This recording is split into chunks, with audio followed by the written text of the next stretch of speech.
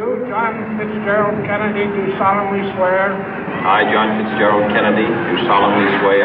That you will faithfully execute the office of President of the United States. That I will faithfully execute the office of President of the United States. And will, to the best of your ability. And will, to the best of my ability. Preserve, protect, and defend the Constitution of the United States. Preserve, protect, and defend the Constitution of the United States. So help you God. So help me God.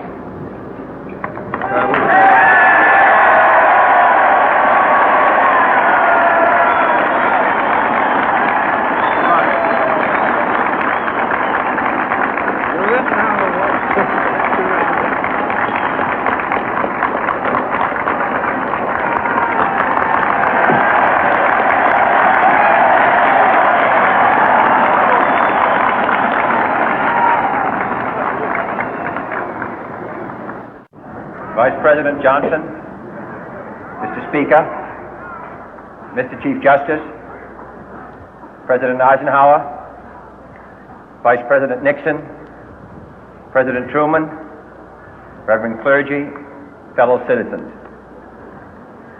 We observe today not a victory of party, but a celebration of freedom, symbolizing an end as well as a beginning, signifying renewal as well as change. For I have sworn before you and Almighty God the same solemn oath our forebears prescribed nearly a century and 3/4 ago. The world is very different now, for man holds in his mortal hands the power to abolish all forms of human poverty and all forms of human life. And yet the same revolutionary beliefs for which our forebears fought are still at issue around the globe. The belief that the rights of man come not from the generosity of the state, but from the hand of God. We dare not forget today that we are the heirs of that first revolution. Let the word go forth from this time and place to friend and foe alike that the torch has been passed to a new generation of Americans born in this century, tempered by war, disciplined by a hard and bitter peace, proud of our ancient heritage, and unwilling to witness or permit the slow undoing of those human rights to which this nation has always been committed and to which we are committed today at home and around the world.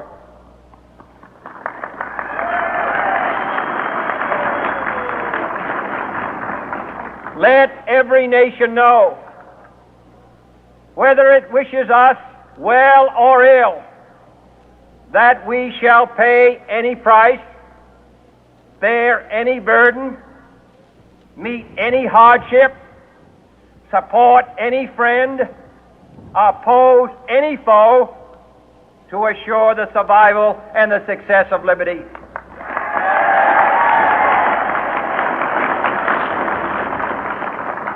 This much we pledge and more. To those old allies whose cultural and spiritual origins we share, we pledge the loyalty of faithful friends. United, there is little we cannot do in a host of cooperative ventures. Divided, there is little we can do, for we dare not meet a powerful challenge at odds and split asunder. To those new states whom we welcome to the ranks of the free, we pledge our word that one form of colonial control shall not have passed away merely to be replaced by a far more iron tyranny. We shall not always expect to find them supporting our view, but we shall always hope to find them strongly supporting their own freedom, and to remember that in the past, those who foolishly sought power by riding the back of the tiger ended up inside.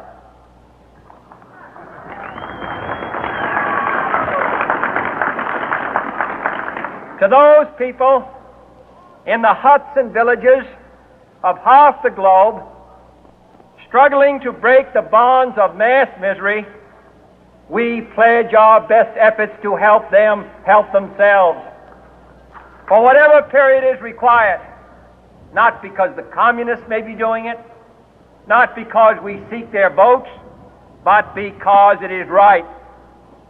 If a free society cannot help the many who are poor, it cannot save the few who are rich.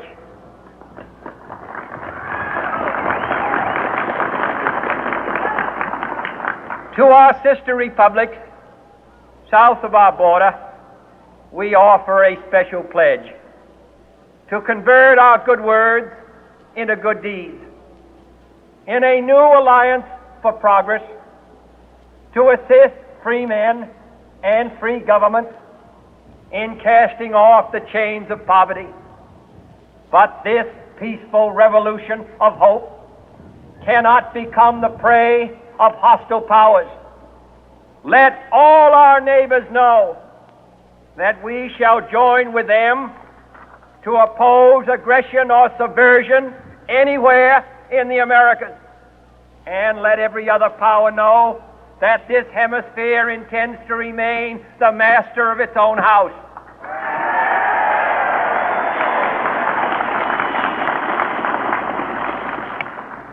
To that world assembly of sovereign states, the United Nations, our last best hope, in an age where the instruments of war have far outpaced the instruments of peace, we renew our pledge of support to prevent it from becoming merely a forum for invective, to strengthen its shield of the new and the weak, and to enlarge the area in which its writ may run. Finally, to those nations who would make themselves our adversary, we offer not a pledge, but a request that both sides begin anew the quest for peace. Before the dark powers of destruction, unleashed by science, engulf all humanity in planned or accidental self-destruction, we dare not tempt them with weakness, for only when our arms are sufficient beyond doubt can we be certain beyond doubt that they will never be employed. But neither can two great and powerful groups of nations take comfort from our present course, both sides overburdened by the cost of modern weapons, both rightly alarmed by the steady spread of the deadly atom, yet both racing to alter that uncertain balance of terror that stays the hand of mankind's final war. So let us begin anew, remembering on both sides that civility is not a sign of weakness, and sincerity is always subject to proof. Let us never negotiate out of fear, but let us never fear to negotiate.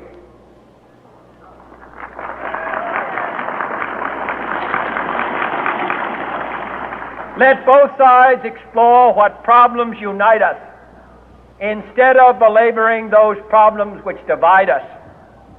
Let both sides, for the first time, formulate serious and precise proposals for the inspection and control of arms, and bring the absolute power to destroy other nations under the absolute control of all nations.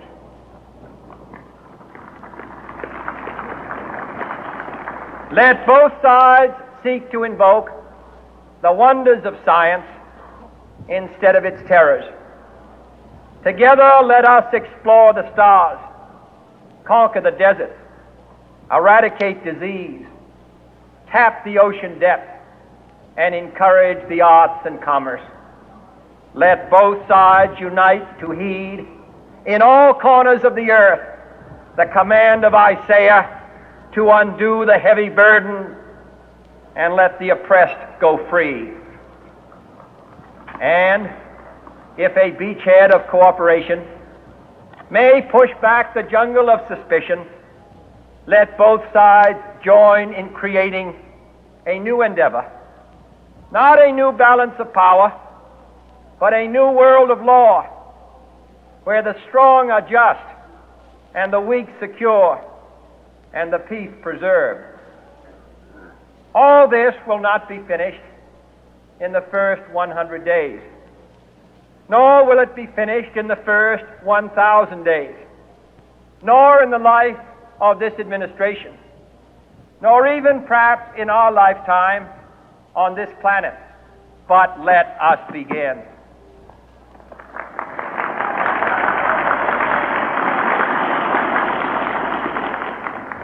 In your hands, my fellow citizens, more than mine, will rest the final success or failure of our course. Since this country was founded, each generation of Americans has been summoned to give testimony to its national loyalty. The graves of young Americans who answered the call to service surround the globe. Now the trumpet summons us again, not as a call to bear arms, though arms we need, not as a call to battle, though in battle we are, but a call to bear the burden of a long twilight struggle, year in and year out, rejoicing in hope, patient in tribulation, a struggle against the common enemies of man, tyranny, poverty, disease, and war itself. Can we forge against these enemies a grand and global alliance, north and south, east and west, that can assure a more fruitful life for all mankind? Will you join in that historic effort?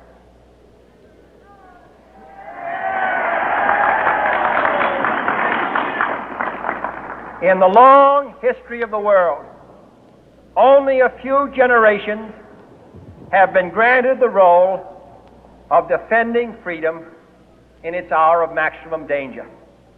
I do not shrink from this responsibility. I welcome it.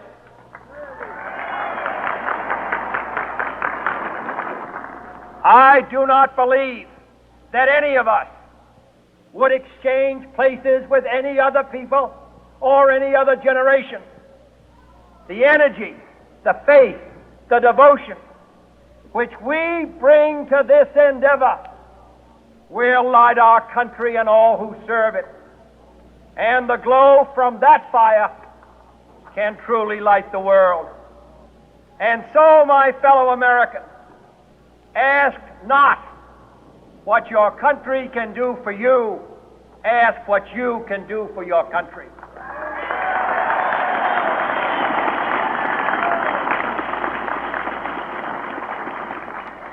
My fellow citizens of the world, ask not what America will do for you, but what together we can do for the freedom of man.